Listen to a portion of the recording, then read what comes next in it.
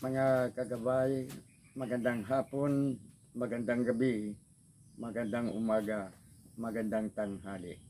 Saan man tayo naroroon, anuman ang ating mga ginagawa, una at higit sa lahat, ating ialay ang ating mga sarili sa ating Panginoon. Sa loob lamang ng ilang mga sandali, ating damhin ang presensya ng Diyos. Suma sa atin ang pagpapala, ang biyaya, ang pag-ibig at ang kapayapaan ng Ama, ng Anak, at ng Espiritu Santo na bubuhay at tagahari, iisang Diyos, magpasawalang hanggan. Mga kagabay, darating sa buhay ng bawat isa sa atin ang mga unos, ang mga bagyo, ang mga mabibigat na mga problema na minsan nga o malimit nga, halos hindi na natin makakayang lumaban pa. Sa madaling salita, dapang-dapa na tayo, bagsak na tayo. Ngunit, dapat nating tandaan na mayroong isang nilikha, hindi nilikha, na mayroong isang makapangyarihan na lagi nating kapiling, lagi nating kasama. Siya na minsan o kaya sa malimit nating pakikibaka sa buhay, sinisisi natin sa mga unos at bagyo sa ating buhay. Ngunit hindi man lamang natin napapansin o hindi man lamang natin pinasasalamatan sa mga sandaling tayo ay nasa kasaganaan. Siya ang ating Amang nasa langit. Siya ang anak na nag-alay ng kanyang buhay alang-alang sa ating kaligtasan. Siya ang banal na Espiritu na nagbibigay sa atin ng mga magagandang regalo sa buhay, katulad ng ating mga tinatamasa ngayon. Tatlong magkakaibang persona, ngunit iisang Diyos, ang Ama, ang Anak, at ang Espiritu Santo. Siya ang tanging nating gabay.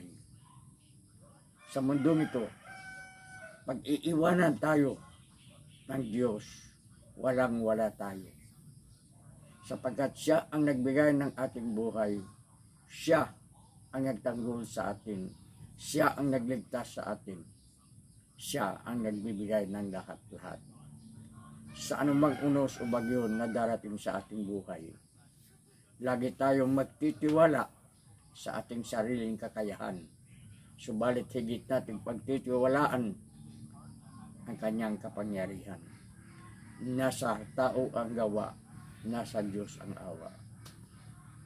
Bumangon, magsumikap tayo sa anumang pagkadapa. Magpapasalamat tayo sa anumang mga biyaya. Kung tayo ay nagbabasa ng banal na aklat, sa isang kabanata ating mababasa na minsan si Jesus pagod na pagod sa buong araw na pagtuturo, sa buong araw na pagpapalaganap ng kanyang ng ating kaligtasan, sumakay sa isang bangka at nagpagitna sa laot. Subalit habang si Jesus ay natutulog, mahimbing na nakakatulog dahil sa matinding pagkapagod, dumating ang isang malakas na unos, ang isang bagyo, malakas ang hangin, malakas ang ulan. At ang tubig ay umaakyat na sa bangkang sinasakyan ni Jesus at ng kanyang mga alagad. Nagsisigawan sa takot na takot ang mga alagad ni Jesus. Ngunit mahimbing ang pagkatulog ng Diyos.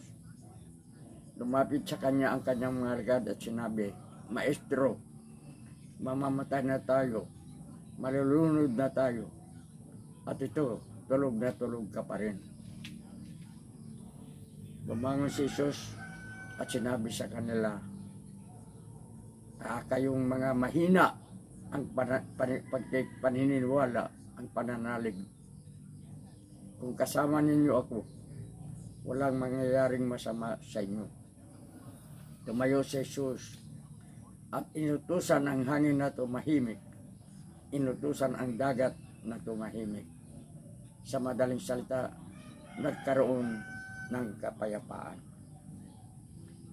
Nagtaka, ngunit walang nakapagsalita sa mga alagad ni Jesus. Ngunit nagbubulungan sila. Sino ba ito?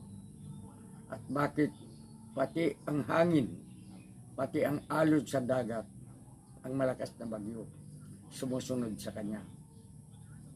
Nakakalimutan nilang o kulang lamang sila sa pananalig at pagtitiwala na si Jesus ang Diyos. Sapagkat sa mga panahong niyon, marami ang nagdududa kung si Jesus nga ba ang talagang tagapagligtas, kung si Jesus nga ba ang Mesiyas. Ngunit hindi ito ang aral ng ating gabay sa puntong ito. Nais lamang natin ditong ipapakita na anumang mga problema, anumang mga unos, anumang mga bagyo ang darating sa ating buhay, ito ay pansamantala lamang. Pansamantala lamang ang ating kaligayahan. Pansamantala lamang ang ating kalusugan. Pansamantala lamang ang ating katuwaan. Ganon din, lahat ng negatibong pangyayari sa ating buhay, pansamantala lamang. Sabi nga, kung ikaw ay nasa taas, wala kang pupuntahan kundi sa baba. Kung ikaw ay nasa baba, wala kang pupuntahan kung hindi sa itaas. Hindi ka mabibitin sa gitna. Kaya sa anumang mga suliranin sa buhay, sa anumang mga problema na sa paniwala natin hindi na natin makakaya, sa paniwala natin wala ng pag-asang magbabago, lagi tayong tumingala at titigan natin ang isang taong nakabayubay sa krus.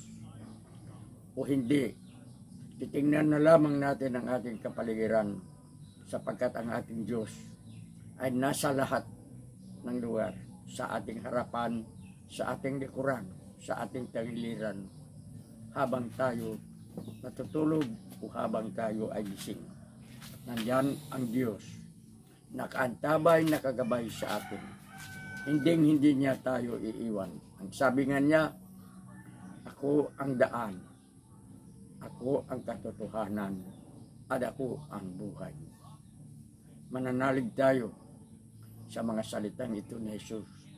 At sinabi rin niya, halika kayo, kayong mga napapagod, lumapit kayo sa akin, at bigyan ko kayo ng pahinga. For I am meek and humble of heart. Ito ang dapat nating paniniwalaan. Magtitiwala tayo sa salita ng Diyos. Huwag tayong mag-alinlangan sa anumang estado natin sa buhay, sa kalusugan o sa kahinaan. Lagi nating iisipin ang Diyos. Lagi tayong tatawag sa Diyos.